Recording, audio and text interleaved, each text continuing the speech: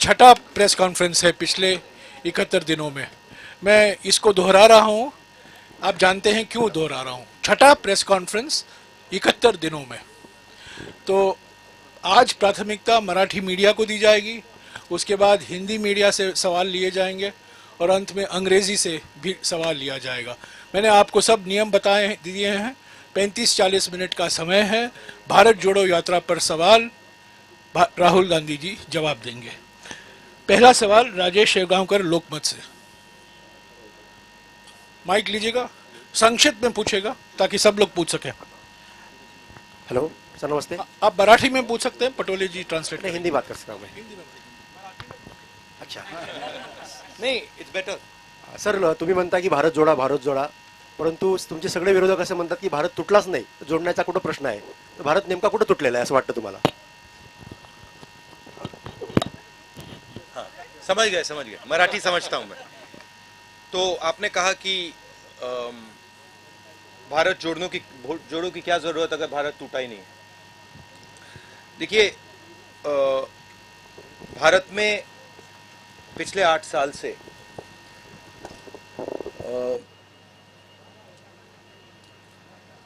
डर का माहौल, नफरत और हिंसा फैलाई जा रही है. शायद बीजेपी के नेता हिंदुस्तान के किसान से बात नहीं करते हैं, हिंदुस्तान के युवाओं से बात नहीं करते हैं, क्योंकि अगर वो उनसे बात करते तो उनको पता लगता कि हिंदुस्तान के किसान को, हिंदुस्तान के युवा को सामने का रास्ता नहीं दिख रहा है. बेरोजगारी फैल रही है, महंगाई फैल रही है, किसान को सही दाम नहीं मिलता है. ठीक है, तो इस माहौल के खिलाफ खड़े होने के लिए हमने भारत जोड़ो यात्रा शुरू की है और ये कन्याकुमारी से श्रीनगर तक जाएगी. और अगर लोगों को नहीं लगता कि इस यात्रा की जरूरत है तो फिर लाखों लोग बाहर नहीं निकलते. Thank you. राजेश चेरापे साकल।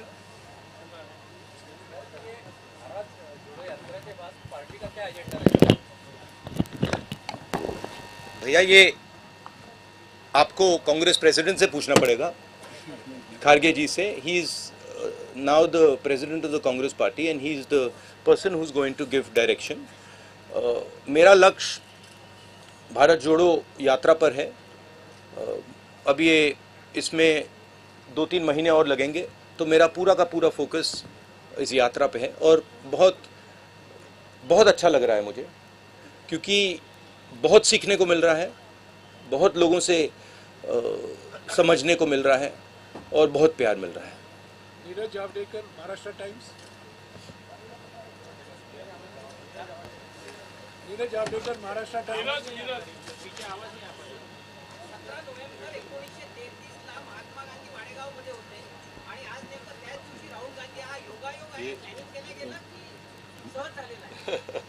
फिर से बोलिए जरा, ट्राई करता हूँ.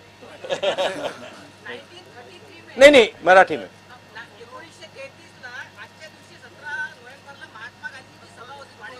हाँ,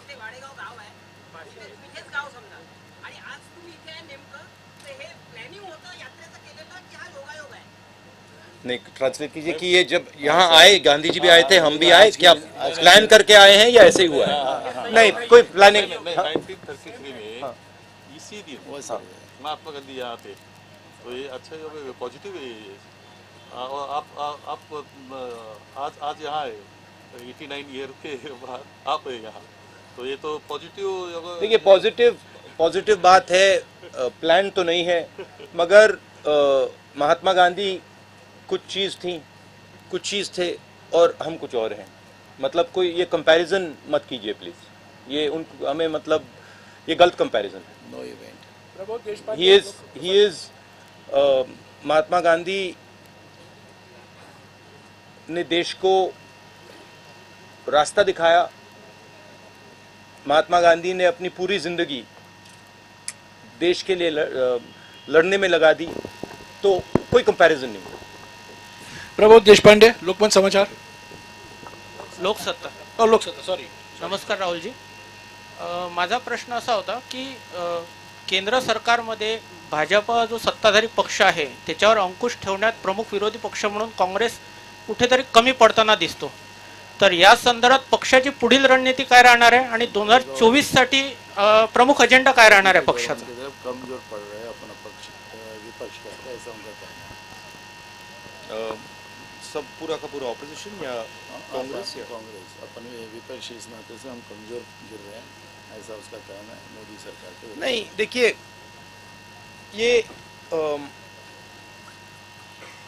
ये जो लड़ाई है इसको सबसे पहले ठीक तरीके से समझना है। आमतौर से क्या होता है, लोकतंत्र में एक पॉलिटिकल पार्टी दूसरी पॉलिटिकल पार्टी से लड़ती है और जो युद्ध का मैदान होता है उसको जो देश के इंस्टीट्यूशंस होते हैं वो उस युद्ध के मैदान में फेयरनेस क्रिएट करते हैं। आज क्या है कि ये एक राजनीतिक पार्टी और दूसरी राजनीतिक पार्टी के बीच में लड़ाई नहीं है, और मैं सिर्फ कांग्रेस की बात नहीं कर रहा हूं। एक तरफ हिंदुस्तान के सारे इंस्टीट्यूशंस खड़े हैं, बोलना नहीं चाहिए मगर विपक्ष का प्रेस पे तो कंट्रोल नहीं है, हैगा? प्रेस पे तो कंट्रोल नहीं है ना, तो बीजेपी का प्रेस पे कंट्रोल है, इंस्टीट्यूशनल स्ट्रक्चर पे कंट्रोल है, जुडिशरी पे प्रेशर डालते हैं। तो ये परसेप्शन सच परसेप्शन नहीं है, ये परसेप्शन सुपरफिशियल ऊपर का परसेप्शन है। मगर अगर आप नीचे जाएं और जनता से पूछें तो आपको बहुत एकदम दिख जाता है कि जनता क्या कह रही है और ऊपर परसेप्शन क्या बन रहा है, उसमें फर्क है। संजय खांडेकर, पुणे नगरी।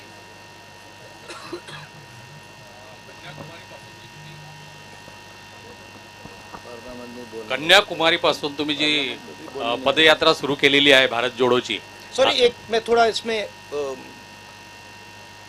और कहना चाहता हूँ। देखिए, हमने ये सब एवेन्यूज ट्राई की, प्रेस की एवेन्यू ट्राई की, हमने पार्लियामेंट में अपनी बात रखने की कोशिश की, सिर्फ मैंने नहीं, सिर्फ कांग्रेस पार्टी ने नहीं, विपक्ष की सब पार्टियों ने। ठीक है, जब हम वहाँ कुछ बोलने की कोशिश करते हैं, चाहे वो नोटबंदी की बात हो, चाहे वो जीएसटी की बात हो, चाहे वो चाइना की बात हो, वो माइक ऑफ हो जाता है। तो यात्रा हमने इसलिए चालू की है कि हमारा और विपक्ष को कोई और रास्ता ही नहीं बचा है। राहुलजी, कन्याकुमारीपासून तर आता मध्य महाराष्ट्रापर्यंत तुमची भारत जोडो यात्रा सुरू आहे। या दरम्यान सर्वात मोठी समस्या देशात काय आढळली तुम्हाला तुमच्या पाहणीत? सबसे बड़े प्रॉब्लम क्या इस देश में अभी तुमको जो भी प्रॉब्लम्स आए वो क्या, सबसे बड़ा प्रॉब्लम क्या है? सबसे बड़े मुझे दो प्रॉब्लम्स दिख रहे हैं। एक प्रॉब्लम है कि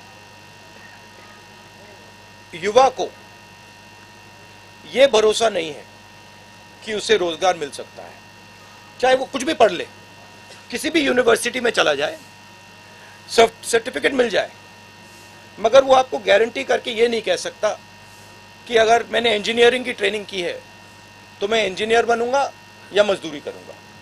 और ये यूनिवर्सल है, मतलब मुझे जो पढ़ाई कर रहे हैं उनमें से एक युवा नहीं मिला जिसने कहा हाँ मुझे मुझ में कॉन्फिडेंस है कि मुझे रोजगार मिल जाएगा।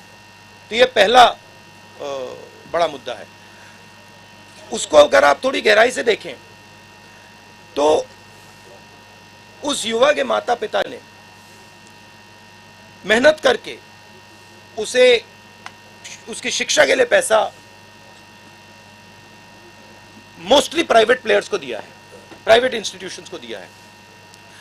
एक तरफ वो दिन भर काम करते हैं, दूसरी तरफ महंगाई बढ़ती जा रही है, और तीसरी साइड जो उनका भविष्य है, उनका जो बेटा हो या उनकी बेटी हो, उसका रास्ता बंद है। तो पहला प्रॉब्लम ये है। दूसरा प्रॉब्लम किसानों का प्रॉब्लम है, जो देश को भोजन देता है, जो प्रोडक्टिव एलिमेंट है हिंदुस्तान, उसको कोई सपोर्ट नहीं, उसको कोई मदद नहीं है, उसको सही दाम नहीं मिलता, वो बीमा भरता है, उसको जब आंधी आती है, तूफान आता है, उसको मतलब पैसा नहीं मिलता, कर्जा माफ उसका कभी नहीं होता। तो ये दो बड़े मुद्दे, बड़े प्रॉब्लम्स दिख रहे हैं। और तीसरा जो है जुड़ा हुआ है कि सब लोग ये कहते हैं कि अगर शिक्षा में हमें पैसा देना पड़ रहा है, अस्पतालों के लिए हमें पैसा देना पड़ रहा है, मतलब सरकारी अस्पताल नहीं बचे, सरकारी स्कूल्स कॉलेजेस नहीं बचे। महाराष्ट्र में तो स्कूलों को बंद किया जा रहा है, 20 बच्चों से अगर कम है तो उनको बंद ही करा जा रहा है। तो वो कह रहे हैं कि भैया अगर ये पैसा हम यहाँ डाल रहे हैं, ये जा कहाँ रहा है, किसके हाथ जा रहा है? तो वो इनइक्वालिटी की बात है और सबको मालूम है। मैं किसानों से पूछता हूँ, भैया एक बात बताओ, ये आपका सिलेंडर गैस सिलेंडर महंगा हुआ, पेट्रोल का दाम बढ़ा, आपके जेब में से पैसा जा रहा है, ये जा कहाँ रहा है? इमीडिएटली आंसर मिलता है, सब जानते हैं। Mega कोचिक Z24।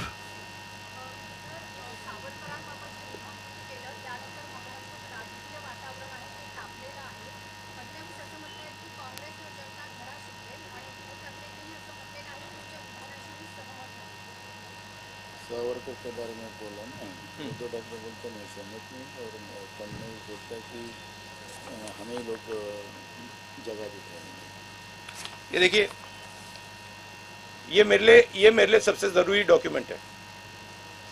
ये देखा आपने, दिख रहा है आपको? और इसमें आप देख लीजिए, ये सावरकर जी की चिट्ठी है जिसमें उन्होंने अंग्रेजों को लिखा है, और मैं पूरी चिट्ठी आपको पढ़नी होगी, देख लीजिए, मैंने हाईलाइट भी कर रखी है, मगर मैं सिर्फ आखिरी लाइन पढ़ना चाहता हूँ। अंग्रेजी में लिखी है तो मैं अंग्रेजी में बोल देता हूँ। I beg to remain sir your most obedient servant V.D. Savarkar. Hindi में ट्रांसलेशन कर देता हूं, सर मैं आपका नौकर रहना चाहता हूं। ये मैंने नहीं लिखा, ये सावरकर जी ने लिखा है। तो इसको आप पढ़ लीजिए, देख लीजिए, अगर फडणवीस जी देखना चाहते हैं इसको वो भी देख लें। तो मैं तो इसमें बहुत क्लियर हूं, सावरकर जी ने अंग्रेजों की मदद की थी। रश्मि पुराणिक, साम टीवी।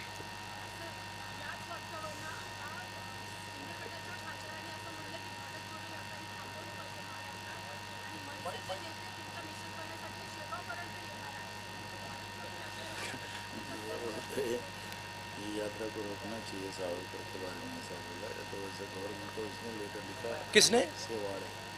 सेवाड़े। मतलब रोकने, यात्रा को रोकने के लिए। रोक दीजिए,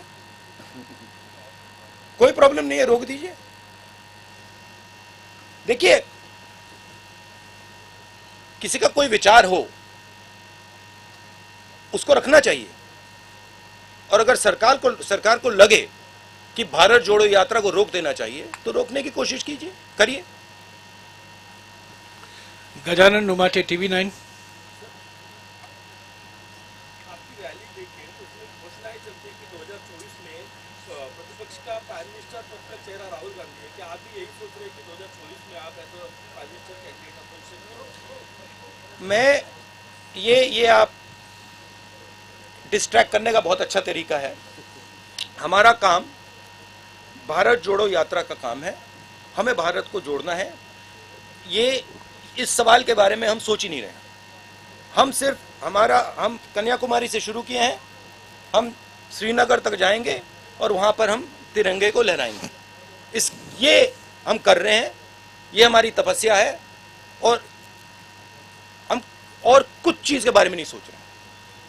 मुस्तान मिर्जा, आज तक। मेरा सवाल यह है कि हिमाचल प्रदेश में जब इलेक्शन हुए तो आपने 40 रैलीज की थी, और पिछली बार गुजरात में भी बहुत बड़ा कैंपेन आपने किया था, पर इस बार आपके इक्का दुक्का सिर्फ रैलीज है गुजरात में, तो ऐसा क्यों? क्योंकि जैसे मैंने अभी बोला, हमने सितंबर में भारत जोड़ो यात्रा शुरू की। हम इस यात्रा को श्रीनगर तक ले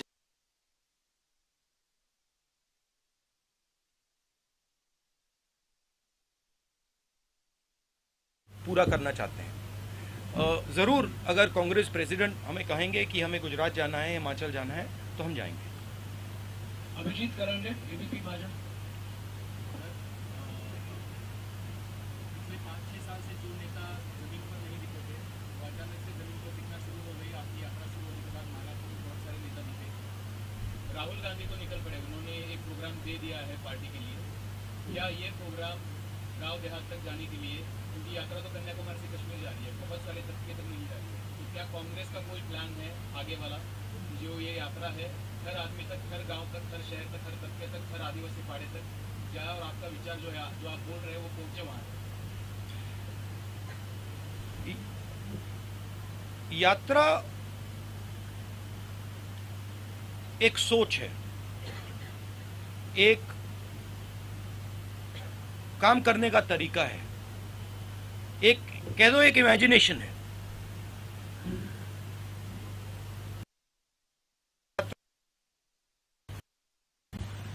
तो मुझे और हम सबको लगा था कि जो बीजेपी की अप्रोच है, नफरत से भरी, डरी हुई, हिंसा फैलाने वाली अप्रोच, उन्होंने हिंदुस्तान को एक इमेजिनेशन दिया है कि देखो ये रास्ता है, देश में नफरत फैलाओ, लोगों को डराओ, गरीबों को कुचलो, उन्होंने ये रास्ता दिया है। यात्रा की कोशिश है और ये यात्रा इसमें सफल हो गई है। यात्रा की कोशिश है कि देश को बताना कि देखिए सिर्फ ये तरीका नहीं है, एक और तरीका है। जयराम रमेश जी ने कहा कि हमने प्रेस से 6-7 बार बात की है। आपने अभी कहा कि बीजेपी के किसी नेता ने कहा कि यात्रा को रोक देना चाहिए। मैंने ये यहां तो नहीं कहा ना कि वो बिल्कुल गलत बोल रहा है, उसको चुप कीजिए, उसको मारिए, उसने कैसे बोला, नहीं। मैं कह रहा हूं देखिए वो उसकी राय है, अगर वो सोचता है उसको रखे, और अगर सरकार सोचती है कि इस यात्रा से देश को नुकसान हो रहा है तो रोक दो, कोई प्रॉब्लम नहीं है। ये काम करने का एक बिल्कुल अलग तरीका है, प्यार का तरीका, भाईचारे का तरीका, रिस्पेक्ट का तरीका। तो ये दो हमने विजन दिखाए हैं। अब यात्रा जो हमने रखी है, जो हमने की है, इसमें से पॉलिसीज भी निकलती हैं। अगर वो कहते हैं कि भैया देखो किसान को कुचल दो, किसान को सही एमएसपी मत दो, किसान को बीमा का पैसा नहीं मिलना चाहता, तो इस यात्रा के इमेजिनेशन से एक और तरीका निकलता है। किसान की बात सुनो, किसान से गले लगो, किसान की इज्जत करो, तो इससे पॉलिसीज भी निकलती हैं, इससे एक्शंस भी निकलते हैं। अब कांग्रेस के सब लोगों को लग रहा है हाँ भैया चलने में फायदा है, राजनीतिक फायदा है, लोगों से बातचीत होती है, सीखने को मिलता है, प्यार मिलता है, वजन भी कम हो जाता है। तो अलग अलग फायदे हैं, अलग अलग जो भी चाहता है वो फायदा ले सकता है। मगर मेन मैं बात ये कहना चाहता हूं, ये दो अलग इमेजिनेशंस हैं। एक मैंने यहां पे आपको सावरकर जी की चिट्ठी दिखाई, एक वो इमेजिनेशन है, और एक आपने पहले गांधी जी की बात की, वो दूसरा इमेजिनेशन है। तो ये देश में इन दो इमेजिनेशंस की लड़ाई है। लेकिन सावरकर जैसे नहीं, no supplementary please, Savarkar no supplementary please, no supplementary. Ravindra Ambedkar जब आता है तो नो प्लीज सुनिए प्लीज, नो सप्लीमेंट्री। जरा बोले, देखिए आप एक बात समझिए, ये मेरी राय है, ये मेरी राय है कि जब सावरकर जी ने ये चिट्ठी साइन की, गांधी जी, नेहरू जी, पटेल जी, ये सब सालों जेल में रहे, कोई चिट्ठी साइन नहीं की। मेरी थिंकिंग है कि जब सावरकर जी ने इस कागज पे साइन किया, उसका कारण क्या था? उसका कारण डर था। अगर वो डरते नहीं, वो इसको कभी नहीं साइन करते। और इस सिग्नेचर में धोखा था। जब उन्होंने ये साइन किया, वो हिंदुस्तान के जो सब नेता थे, महात्मा गांधी, सरदार पटेल, उन सबको उन्होंने धोखा किया, और उन्होंने उनको कहा कि देखो तुम गलत कर रहे हो, तुम्हें भी साइन कर देना चाहिए। तो ये दो विचारधाराएं हैं। हमारी पार्टी में हम डिस्कशन करने के लिए तैयार हैं।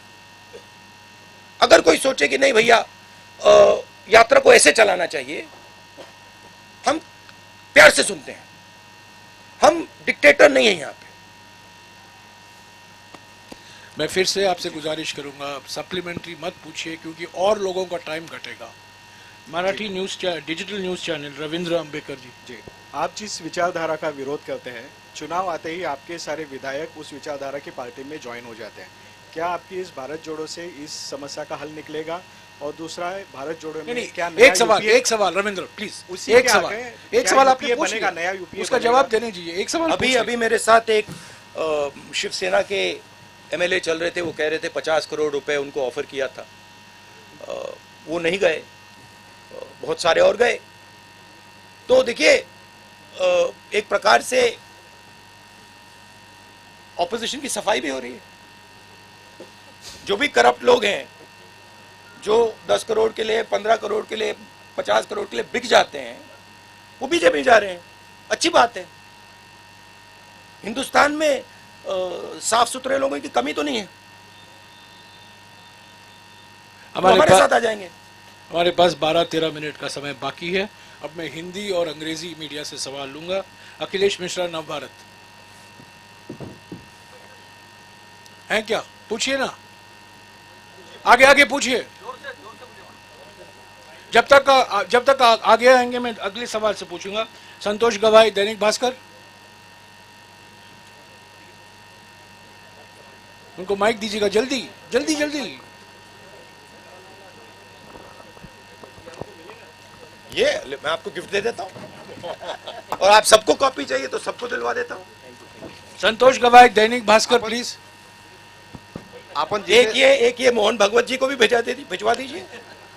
माइक नहीं है क्या? आपण जिथे थांबलो आहोत, तो जल्दी दीजिए। हाँ, दैनिक भास्कर। हाँ? पूछिए, दैनिक भास्कर। सही बात है ना, देखिए सच्चाई है। राहुल जी सवाल लिख। राहुल जी, आपण जिथे थांबलो एक minute, I am coming back to you, I am coming या बैक। विदर्भामध्ये शेतकऱ्यांच्या आत्महत्या प्रचंड होतात.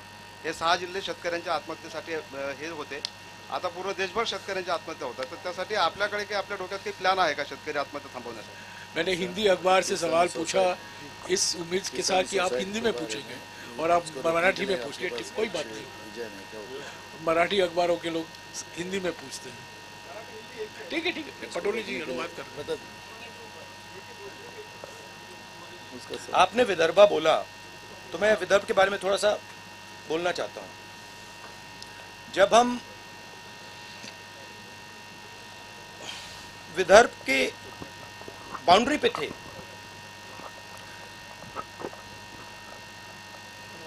तो हमारे लोगों ने कहा कि हमें वहां पे अंदर आने से पहले वहां पे आपका एक गीत सुनना है। आप थे वहां पे? नहीं, आप नहीं थे वहां पे। गीत सुनना है। तो मैं वहां पे गीत सुन रहा था और मेरे दिमाग में सवाल था उस टाइम, जब वो गीत गा रहे थे, मुझे गीत बहुत अच्छा लगा। और जब वो गा रहे थे, मेरे दिमाग में सवाल था कि महात्मा गांधी जी जो थे वो वर्धा क्यों गए? मेरे माइंड में क्वेश्चन था। कितनी जगह है हिंदुस्तान में, कितने स्टेट्स हैं, वो यहाँ क्यों आए? तो मेरे दिमाग में ये सवाल था और मैं सोच रहा था। और फिर गीत के बाद वहां पे एक बड़ा सा आपने गेट लगा रखा, और गेट के जैसे मैं अंदर गया, 10 मिनट नहीं हुए, मुझे बात समझ आ गई कि जो कांग्रेस की जो आइडियोलॉजी है वो एक्चुअली विदर्भ में है, और जो नेचुरल कांग्रेसी होता है वो सब विदर्भ में बैठे हुए हैं। अब आपने बोला विदर्भ के किसानों की बात की। विदर्भ में ज्यादा मुश्किल है, मगर ये जो आपने मुद्दा उठाया है ये सिर्फ विदर्भ का मुद्दा नहीं है, ये पूरे हिंदुस्तान का मुद्दा है। विदर्भ में पानी की समस्या है, उसके बारे में कुछ किया जा सकता है, मगर जो हमारे प्रोड्यूसर्स हैं, जो खेती करते हैं, उनको प्रोटेक्शन देने की जरूरत है, उनको उनकी रक्षा करने की जरूरत है। जैसे कोई परिवार में कोई जो ब्रेड अर्नर होता है वो जरूरी होता है, उसकी प्रोटेक्शन करने की जरूरत होती है। वैसे ही हमारा जो किसान है वो देश को भोजन देता है। आजकल हमारी मेंटालिटी, सरकार की मेंटालिटी कि भैया हाँ देखो ये खेती कर रहा है उसको छोड़ दो, करने दो, सही रेट मिले ना मिले छोड़ दो, कर्ज माफी की जरूरत है नहीं छोड़ो, ये एटीट्यूड बदलना पड़ेगा, उसको सेंटर में लाना पड़ेगा। कहना पड़ेगा कि नहीं ये सबसे जरूरी चीज है और ये देश को भोजन देते हैं, ये 24 घंटा काम करते हैं और सरकार और देश का फर्ज बनता है कि वो इनकी रक्षा करे। अब रक्षा कैसे होगी? रक्षा उसको सही दाम देने से। हम न्याय योजना लाए थे, समझा दूं या आप जानते हो उसके बारे में? हर महीने हिंदुस्तान के सबसे गरीब लोगों को डायरेक्ट बैंक अकाउंट में पैसा, 72,000 रुपए साल के हर फैमिली को। तो उससे गरीब किसान के नीचे एक फ्लोर, फर्श बन जाएगा, उसके नीचे वो गिर ही नहीं पाएगा। तो नीचे आपने उसको मिनिमम पैसा दे दिया, कम से कम पैसा, और साइड से आपने उसकी रक्षा की। आपने उसको जब उसको कर्जे की जरूरत, जब उसके कर्जा ज्यादा हो जाए, आप सेंसिटिविटी से सुनो, आप उसकी बात समझो, जब उस पर प्रेशर आता है आप उस प्रेशर को रिलीज करो।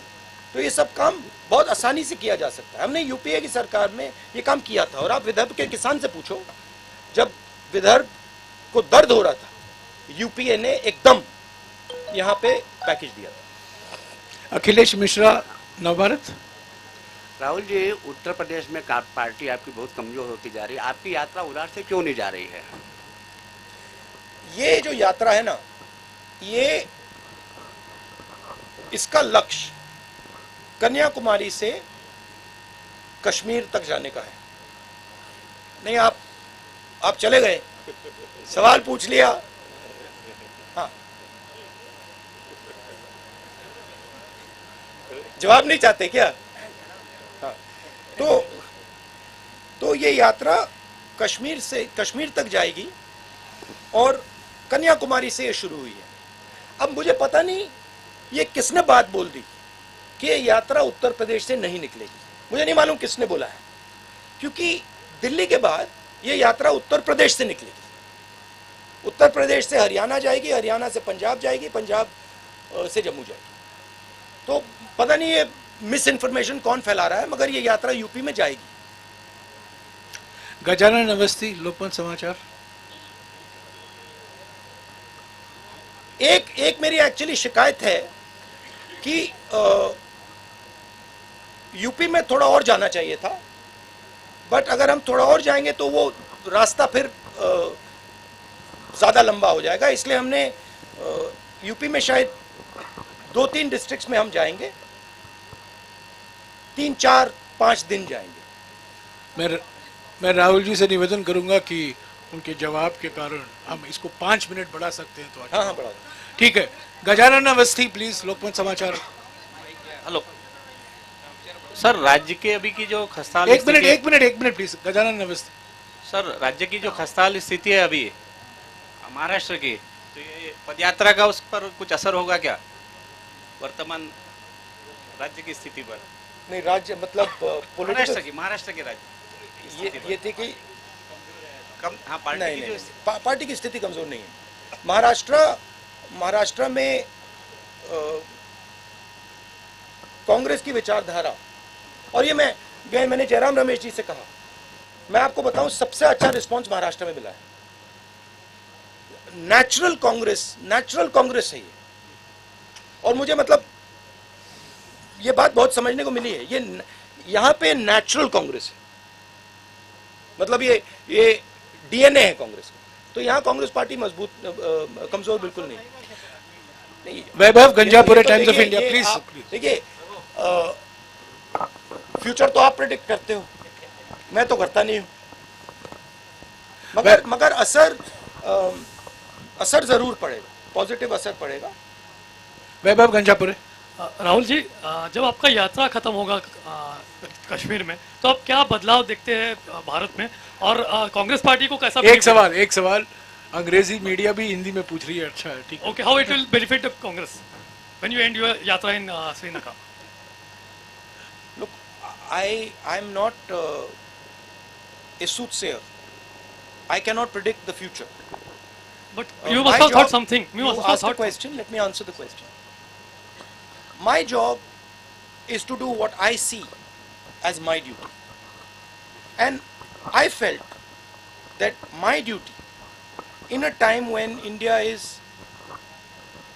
internally fractured, in pain, where violence is being spread across the country, where hatred is being spread across the country, I felt it is my duty to show that there is another way possible.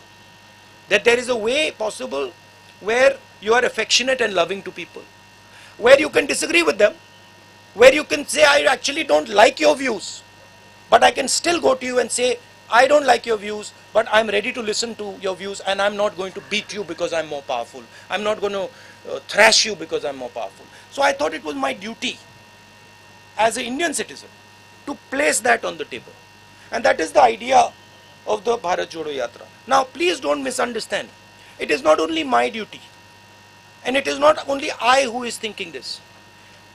Large number of Congress people feel the same thing. And millions of people, farmers, youngsters, men, women, feel the same thing. So I think it's a very powerful thing, the Yatra. And I think if people think about it with a little bit of depth, they will realize that the principles that we are putting across here are not just political principles. They are principles that you can use in your life. They are principles that you can use with your brother, with your sister, with people you are working with. A little respect will not weaken India. It will only strengthen India. A little bit of affection, a little bit of love will only strengthen India. So that's the idea. Now what happens after the Yatra, let's see. अभिनय देशपांडे, हिंदू। देशपांडे हैं? अभिनय देशपांडे नहीं आए। I don't understand why people feel that hatred makes a country strong. I don't understand it. Right? I don't understand why people feel that being abusive, being nasty, being cruel makes a country strong. I think it makes a country weak. I think it is cowardice. And I think that's not what India is. I think India has shown the whole world. I remember I asked Nelson Mandela after he came out of jail 26 years. Right? I asked him, Mr. Mandela, you were in jail for so long, what gave you hope? He said, India's freedom struggle gave me hope. I said, what do you mean by that? He said, well, what Mahatma Gandhi taught. The fact that you should be compassionate even to your opponent. You should respect even your opponent. These are Indian values. They are the most powerful values. And in the world that we are facing today, with the United States and China and war here and there, this is the most powerful thing that we have. Why are we throwing it away? Rahul ji ने आपके साथ 40 minute गुजारे हैं। मैं राहुल जी से निवेदन करूंगा, please 40 minute हो गए हैं, प्लीज। मैंने पहले क्या कहा है, प्लीज। नहीं, बिल्कुल नहीं, आप एक ही ग्रुप के हैं। देखिए, नियम मत तोड़िए। मैं राहुल जी से गुजारिश करूंगा, आखिर में महाराष्ट्र की जनता के लिए अगर वो कोई संदेशा देना चाहते हैं, 2 मिनट बोल लें। नहीं, कोई सवाल नहीं, 40 मिनट हो गए हैं। सवाल आप प्रधानमंत्री जी से कीजिए। सवाल किससे करना है उनसे कीजिए। महाराष्ट्र, प्लीज उनको बोलने दीजिए। प्लीज बैठ जाइए। महाराष्ट्र की जनता और महाराष्ट्र के जो किसान हैं और महाराष्ट्र के जो युवा हैं, मेरा उनके लिए मैसेज ये है कि मैं अब 13 दिन 14 दिन आपकी सड़कों पे चला हूं। मैं 13-14 दिन आपकी सड़कों पे चला हूं और दो दिन में 3 दिन में हमारा यहां से ट्रांजिशन हो जाएगा, हम मध्य प्रदेश जाएंगे। इन सड़कों पे मैंने आपसे खुल के बातचीत की है, लाखों लोगों से मिला हूं, युवाओं ने अपने सपने मेरे सामने रखे, किसानों ने अपना दर्द मेरे सामने रखा और आपने सबने मुझे बहुत बड़ा तोहफा गिफ्ट दिया है। आपने मुझे इन सड़कों पे सिखाया है शिवाजी महाराज के बारे में, ज्योतिबाई फूले जी के बारे में, अंबेडकर जी के बारे में आपने सिखाया है। मैं आपको ये बता सकता हूं कि महाराष्ट्र के सड़कों पर चलने से पहले और 14-15 दिन बाद जो मेरी राजनीतिक समझ थी महाराष्ट्र के बारे में, किसानों के बारे में, वो आपने बदल दी है।